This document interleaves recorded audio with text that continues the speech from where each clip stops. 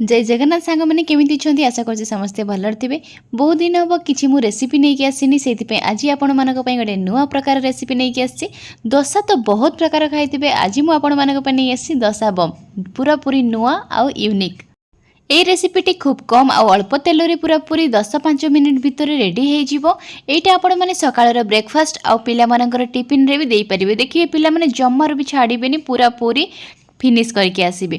देखि पारुथिबे केते नरम हेइची बहुत सुंदर खाया पे भी टेस्टी हेइची। चलंतु एबे हमें स्टार्ट करबा। ए रेसिपीटी को मु आज फर्स्ट टाइम ट्राई करिछि आ बहुत सुंदर टेस्टी मध्ये हेइची। सेति पई भाबिली आपण मानको सहित भी शेयर करबी देले आपण माने मध्ये घरे बनेइकी खाइबे आ समस्तन खुइबे आ मते कमेंट रे जणेबे कि रेसिपीटी केमिति लागिला।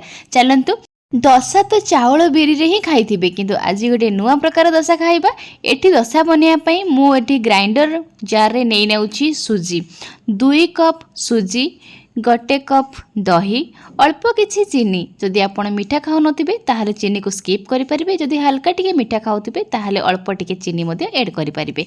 सेतरे स्वाद अनुसार लूण आ अल्प किछि बेकिंग पाउडर सबु को देइकी अल्प टिके पानी दबा। काहेकि ना एठी मु दही ऐड करिछि तेणु पानी जमार भी बेसी दबानी। कहीं पानी अधिक हो गले आमर बेटरटी आमर पानिया हो तेणु अल्प पानी देकी आम या भल भाव ग्राइंड करनबा। एबे देखि पारुथिबे मु ग्राइंड करि सारिछि। एबे बाउल को ताको ढाली दबा।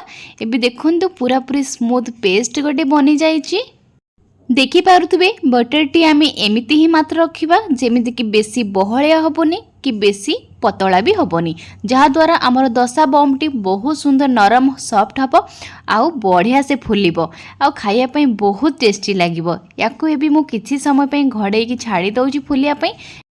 एबे देखि पारुथिबे आधा घंटा रखी सारला परे सेटा केते सुंदर पूरा फुली जाइछि। एबे आमे सेथिरे ऐड करिबा। तापाई मु नैची एठी गोटे कटा पियाज छोट छोट चुन चुन करके पियाज नहीं जीवे। ता सहित मु नैची अदा कोरा फुटण भुसुंगा पत्र आउ किछि बड़ छोला डाली आउ रहिला धनिया पत्र। एबे आमे ए सब को छुंक लगेबा। एबे मु छोट पैन रे तेल को दे देइछि। तेल गरम हे सारला परे एबे आमे सेतरे दबा फुटण भुसुंगा पत्र डाली पियाज अदा रखिथिबा कोरा सबू को दे आमे भल भाव ताको भाजिबा। जेमिति आम पियाजटी अल्प टिके नरम आउ कलर टिके चेंज हो जिवो।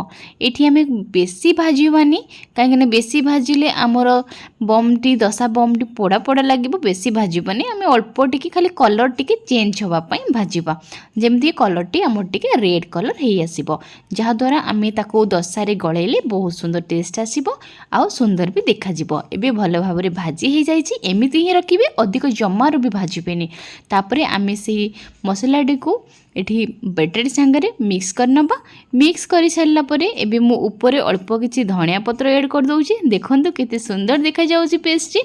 एबे ताको भबु को भल भाव रे मिक्स करि सारला परे जोंतिरे मु छुंक लगैथिली सेइतिरे ही आमे बनेबा दिले सेटा पर छोट छोट बम भलिया नरम हबो आ खाया पे बहुत टेस्टी हबो आ देखिया पे भी बहुत सुंदर हबो। एठी मु गोटे स्टील चामच नहीं से स्टील चामच रे ही आमे गोटे गोटे चामच पकेबा आउ अधिक दबानी कि अल्प भी दबानी। एबे देखंतु मोर बटरटी केते सुंदर पूरा सॉफ्ट हो जाइछे। एबे मु पैन रे तेल टिके दे दउछि। तेल को पूरा साइड रे लगे देबा। ए चामच रे गोटे गोटे चामच आमे सेठी ऐड करिबा। तेलटी भल भाव रे गरम हे सारलानी। एबे मु गोटे चामच सेठी ऐड कर दउछि। देखंतु तापरे गोटे साइड हो सारा पर आम गोटे छोट स्पून नबा। से छोट स्पून साहाय्य रे आमे ताको ओल्टेइबा। ए स्पून रे अल्प टिके तेल लगई देबे देले से भल भाव रे ओल्टेइ जिवो। देखंतु गोटे साइड तो भल भाव रे हेई सारछि। एबे मु ताको ओल्टेइ दउछि। आरो साइड भी भल भाव रे हेई जिवो। ता ऊपर आमे अल्प टिके तेल ऐड करिबा। तापरे तल साइड भी भल भाव में भाजी हो गला पर देखि पारुथिबे कलरटी केते सुंदर आछि। एबे आमे ताको गोटे प्लेट को बाहर करनबा। देखंतु केते सुंदर कलर देखा जाउछि आ खाया पई भी बहुत सुंदर। केते सुंदर छोटे छोट देखुना फुल्का फुल्का बम होती आपण मानक मो हाथ में धरिकी भी देखा देखु केते नरम होती जेहेतु बहुत गरम होती से बेसी टाइम मुझे धरी पारुनी किंतु देखु बहुत सुंदर नरम आउ टेस्टी होती एबे मु आपण मानक छेड़िकिना भी देखौछि देखंतु ता भितर भी पूरा पूरी सीझी जाइछि देखि पारुथिबे केते नरम होती और भितर भी बहुत सुंदर सीझी जाइछि। ए रेसिपीटी आपण मानक केमिति लागला कमेंट रे निश्चय जणाबे एवं घरे मध्ये निश्चय ट्राई करंतु एमिति नुआ नुआ वीडियो देखिया पे मो चैनल को सब्सक्राइब करंतु पाखर थे बेल आइकन को दबाई दियंतु। पुणी थोर देखा गोटे नुआ रेसिपी सहित। Thank you for watching.